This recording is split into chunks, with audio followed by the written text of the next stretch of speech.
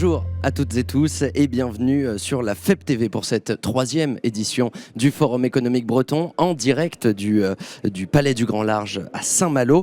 Et avec nous, un entrepreneur de la région aux multiples casquettes. Il est directeur général de Lobodis, une entreprise à mission spécialisée dans la torréfaction du café et donc du côté de Rennes, et également membre du conseil d'administration du réseau Produits en Bretagne. Bonjour Frédéric Lerebourg.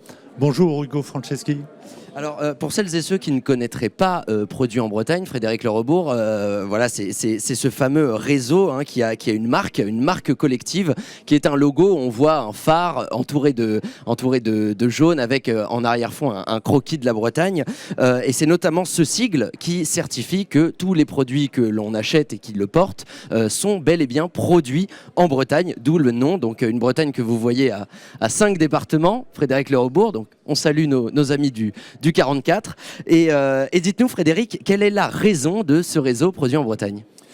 Produits en Bretagne a été créé en 1993 avec pour raison d'être le développement de l'emploi et des compétences dans les 5 départements bretons. Aujourd'hui, sur la base de cette raison d'être, Produits en Bretagne se veut être un réseau éclaireur qui s'est donné pour rôle d'intervenir à 3 niveaux. D'abord, contribuer à accélérer la transformation du territoire. Ensuite, porter une dynamique économique et culturelle collective. Et puis, développer la marque de référence de l'achat breton responsable. Et aussi dans une logique de préserver les emplois et d'en créer aussi, je suppose. Absolument, oui. L'idée, le développement de l'emploi, c'est bien forcément les préserver, mais aussi les créer et faire vivre le territoire. Oui. Ce sont 500 entreprises aujourd'hui, je crois que c'est 480, j'exagère un petit peu, qui sont membres du réseau Produits en Bretagne et qui sont réunis autour de valeurs de solidarité, d'engagement et d'ouverture. Et donc c'est un réseau d'entrepreneurs qui voilà, on peut apporter des conseils à un entrepreneur ou une entrepreneuse qui souhaiterait créer son entreprise en Bretagne, s'il veut ou elle veut intégrer ce réseau. C'est un réseau d'entraide. Alors, pas tout à fait, parce que en fait, avant, pour intégrer Produits en Bretagne, je crois que dans les règles du postulant, c'est que l'entreprise soit créée depuis au moins 3 ans. On accueille des entreprises qui sont... Il y a d'autres structures, d'autres réseaux qui sont la BDI ou autres qui sont là pour accompagner les entreprises en cours de création. France Active et autres. Bien sûr. Et au sein aussi de ce fameux réseau, cette marque collective Produits en Bretagne, vous aviez initié à l'époque, aujourd'hui vous êtes membre du conseil d'administration de Produits en Bretagne, mais avant vous faisiez partie de la commission RSE, si je ne me trompe pas, et vous avez initié un projet tout à fait inédit pour une région française. C'est un des tout premiers labels RSE territorialisé, donc RSE, la responsabilité sociale des entreprises. Et le nom, c'est Bretagne 26 000. Expliquez-nous d'où est venue l'idée déjà. Alors, la certification Bretagne 26 000, c'est l'ultime étape en fait d'un parcours que Produits en Bretagne propose à l'ensemble des entreprises membres pour générer une démarche RSE dans l'entreprise et ensuite la faire vivre, l'animer et la déployer. Donc, on y reviendra tout à l'heure, mais aujourd'hui, c'est très clairement inscrit dans le projet de Produits en Bretagne. Voilà, le premier pilier, l'emploi, le deuxième pilier, la responsabilité. Ça veut dire qu'aujourd'hui, pour toute entreprise postulante à Produits en Bretagne, on va, avant d'entrer dans Produits en Bretagne, devoir démontrer son engagement à prendre en considération ses impacts sociaux et environnementaux. Et pour plus encore à l'avoir intégré dans sa stratégie, ou pour le moins être en chemin pour le faire.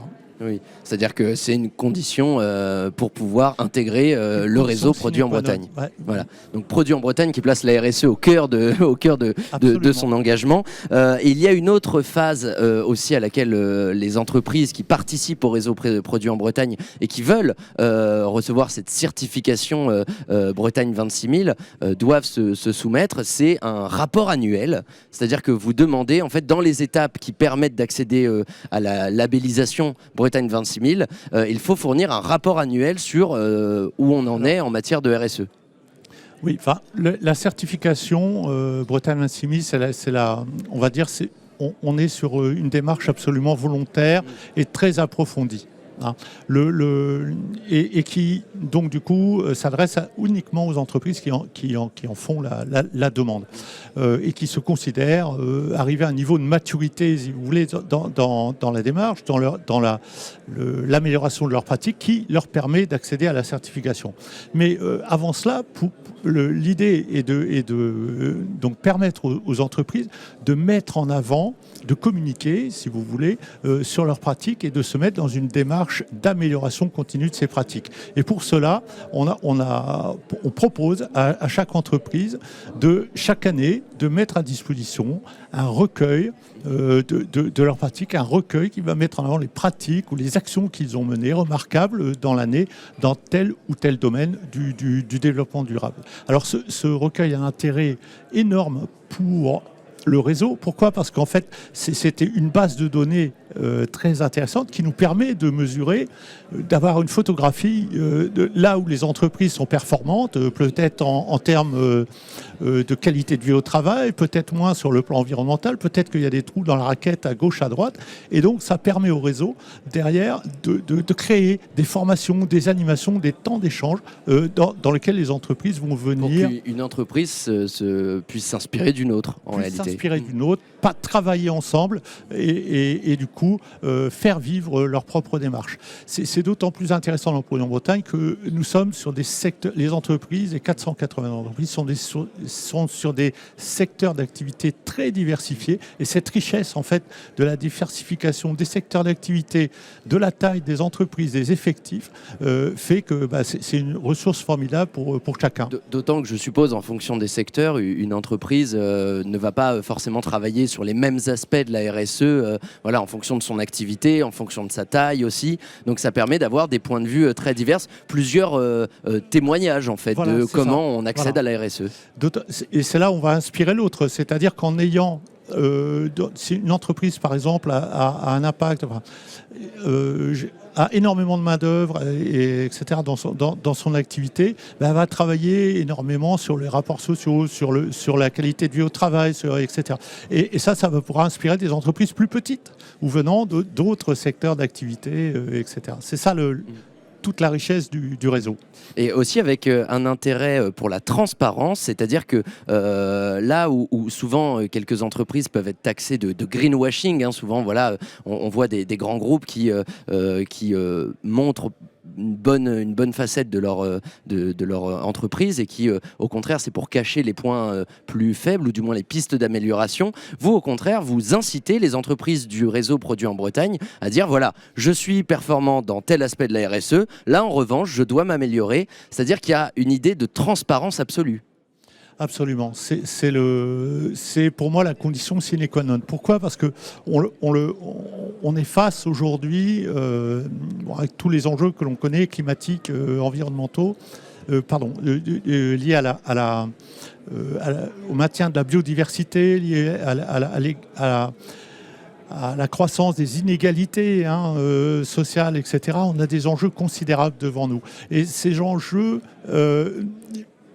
on ne peut les appréhender qu'en changeant nos comportements en tant que citoyens, en tant qu'entreprise ou en tant que collectivité. Bon. Et donc, il est question là de s'entraider collectivement à rendre notre territoire, la Bretagne, plus résilient. Et cela ne peut exister que dans un vrai rapport de confiance. Et c'est pour ça que nous avons souhaité donner à toutes les parties prenantes, en fait, avec le référentiel Bretagne 26000, des gages de robustesse, de matérialité des engagements, d'externalité positive et de transparence, comme vous le disiez. Et aujourd'hui, cette certification Bretagne 26000, combien d'entreprises l'ont actuellement ? Alors, on est au début du processus. Alors, sur la partie recueil de progrès, rapport de progrès, c'est plus de 60% des entreprises membres de Produits en Bretagne qui ont rendu un rapport de progrès, par exemple, pour l'année 2021. Donc, c'est déjà considérable. Et notre projet, bien sûr, c'est que 100% des entreprises rendre ce rapport de progrès. Ensuite, pour la certification, on a une première promotion de 10 entreprises qui a été labellisée en 2021, dont Lobodis fait partie, Funbraise, je vais en oublier. Donc ENAF, bien évidemment, qui était de la partie, Gonidec, etc. La liste est disponible sur le site de Produits en Bretagne. Absolument, sur le site de Produits en Bretagne. Je m'excuse pour ceux que j'ai oubliés. Mais c'était très intéressant parce que cette promotion pilote, en fait, a permis de tester le dispositif, d'obtenir ce label. Et là, on a une autre promotion qui est en cours d'une dizaine d'entreprises à nouveau. Et on espère ouvrir une promotion encore là, au mois d'octobre, avec à nouveau 10 entreprises. Donc ça y est, on est en mouvement et ça fonctionne. Voilà. Donc ce mouvement est perceptible et puis évidemment à toutes les entreprises candidates, on leur souhaite bonne chance aussi et puis bonne continuation dans leurs efforts. Merci beaucoup Frédéric Lorebourg. Je rappelle que vous êtes dirigeant donc, de Lobodis, un certifié Bretagne 26 000 et également membre du conseil d'administration du réseau Produits en Bretagne. Merci beaucoup. Merci beaucoup.